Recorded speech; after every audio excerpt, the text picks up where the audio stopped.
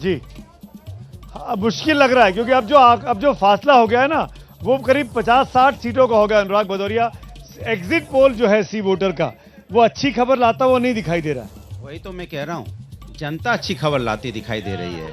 10 मार्च जनता से पूछ के ही पोल होता है। जनता अपनी बात बताएगी। वो जानती बीजेपी वाले झूठे हैं, इनको झूठ बोलो, वो करेगी कुछ, बताएगी कुछ। उसने बीजेपी को ही गुमराह किया हुआ है। तो भारतीय जनता पार्टी को गुमराह करने के लिए जनता ने प्लानिंग बनाई है और भारतीय जनता पार्टी को उत्तर प्रदेश से झूठ बोलते हैं, आपको गुमराह कर रही है आपकी जनता।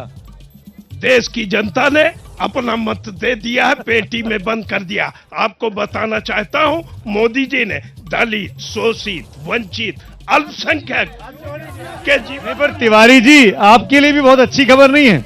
325 से आंकड़ा कम हो रहा है। अगर एग्जिट पोल की बात माने तो आप 325 आप नहीं छू पाएंगे।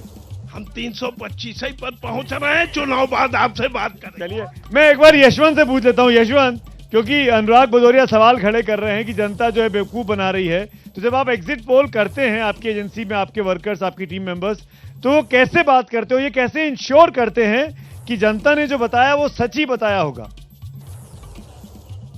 जनता झूठ क्यों बोलेगी? जनता को झूठ बोलने के लिए कोई कारण होना चाहिए ना जी। जनता के झूठ, ये तो बहुत ही विचित्र सी बात है। जनता अगर बोले कि हमने ऐसा किया है तो हम मान लेंगे। देखिए, अगर जनता झूठ बोलेगी तो लॉ ऑफ प्रोबेबिलिटी के हिसाब से बीजेपी का भी समर्थक उतना ही झूठ बोलेगा जितना समाजवादी का बोलेगा, जितना बसपा का, जितना कांग्रेस का बोलेगा। तो इसलिए जनता के झूठ बोलने की कोई बात नहीं होती। जनता अपने हिसाब से बताती है और उस पर यकीन करना चाहिए।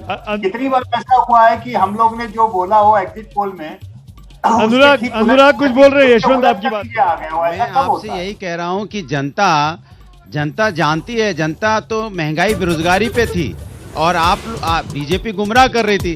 तो आप क्या मानते, जो छात्र पीटे गए थे वो सच नहीं था क्या? जिन छात्रों को लाठियों से पीटा गया, पुलिस ने अपनी बट से मारा, जिन किसानों को रौंदा गया और जिनको आपने भिखारी बना दिया, 5 किलो चावल और 4 किलो आटा के लिए लाइन में लगा दिया। आप बिस्कुट बनाने की बात करते थे तो बोल रहे सरकार को मदद नहीं करनी चाहिए थी। नहीं, सरकार को मदद की जगह रोजगार देना चाहिए था। सरकार ने रोजगार नहीं दिया, सरकार ने भिखारी बना दिया। हिंदुस्तान, सारी दुनिया में रोजगार नहीं था भाई, कोविड था, सब चीजें बंद चल रही। अरे कोविड के पहले कौन सा दिया, कोविड के बाद में कौन सा दिया? ये तो सिर्फ बहाना खोजते हैं। इसलिए जनता ने इस बार उनको ऐसा छकाया है कि 10 मार्च को पता चलेगा, छक्के छूट जाए। यशवंत कुछ बोल रहे हैं, यशवंत नहीं, ऐसा है कि अगर 10 मार्च को नतीजे जनता के कुछ और आते हैं तो उनका आदेश सराखों पे। हम तो वही बात कर सकते हैं। 1 लाख से ज्यादा मतदाताओं से 7 चरणों में हम लोगों ने बात की है। 1 लाख, ये संख्या कम नहीं होती। 1 लाख साक्षात्कार करना ये मजाक नहीं होता। अच्छा, ये बता दीजिए जसवंत जी, ये बता दीजिए आपका लास्ट सर्वे सच कब हुआ था? आप इतना बता रहे हैं, अभी बंगाल में ही हुआ था। बंगाल का एग्जिट पोल ही ठीक था। अरे बंगाल के एग्जिट पोल में तो सब हरा रहे थे। एक आध बार तो चाणक्य का भी ठीक हो गया था, तब से लिए हेलीकॉप्टर घूम रहा है। एक ही बार जिंदगी में ठीक हुआ है, उसके बाद आज तक ठीक नहीं हुआ। तो ये एग्जिट पोल वाले ये अपनी रोजी के लिए जुगाड़ में रहते। सुनिए वो जवाब दे रहे हैं। यशवंत आप बोलिए। मैं क्यों जवाब दूं इस बात का जब ये फैक्चुअली इनकरेक्ट बात बोल रहे हैं? तुम्हें ये झूठ बोल रहे हैं, आपको इन्हें ठीक करना चाहिए।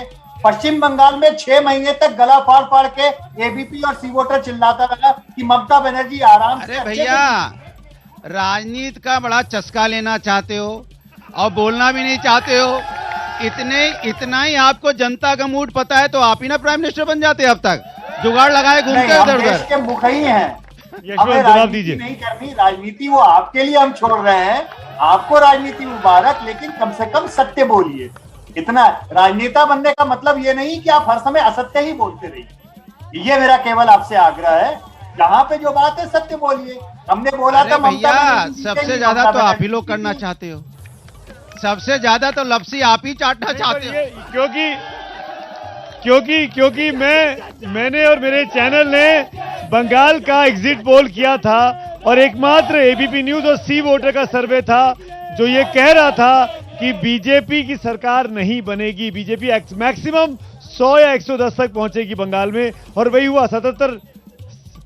मैं यशवंत कुछ बोल रहे हैं आप। यशवंत, आप, मैं सुन नहीं पाया आपको, यहाँ शोर बहुत था, बोलिए यशवंत। नहीं, मैं केवल यही कहना चाह रहा हूं कि पश्चिम बंगाल में आपने जो बात कही कि हम अकेले थे जो कह रहे थे कि ममता बनर्जी आराम से जीतने जा रहे हैं, तो देखिए अकेले हमारे कहने की बात नहीं है। मुख्य बात यह है कि आंकड़ों में सीटों में ऊपर नीचे होता है, लेकिन अगर ज्यादातर 6 महीने तक हमने ट्रैकर चलाया, जब 6 महीने में हमारा ट्रैकर समाजवादी पार्टी को 20-22% से बढ़ते हुए 33-34% तक बता रहा था, उस समय तक इनको वो आंकड़े बहुत अच्छे लग रहे थे। जब हमारे ट्रैकर में ये आने लगा कि अब ये 35% के ऊपर नहीं जा रहा है, तो इनको ये ट्रैकर खराब लगने लगा।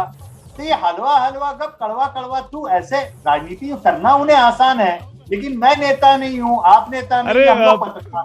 यशवंत, आप और क्या है? हम पिछले 20 सालों से इस तरह के चुनाव के डिबेट्स करते हैं, तो जब जिसकी जान फंसती है आके वो दूसरे पे हमला करता है, तो सुनिए इस कान से उस कान से निकालिए, थोड़ी देर का टेंशन लीजिए, मजा लीजिए, आगे बढ़ते हैं, 5वें फेज की ओर चलते हैं। जो आंकड़े आपने भेजे हैं वो पहुंच गए रुमाना के पास तक।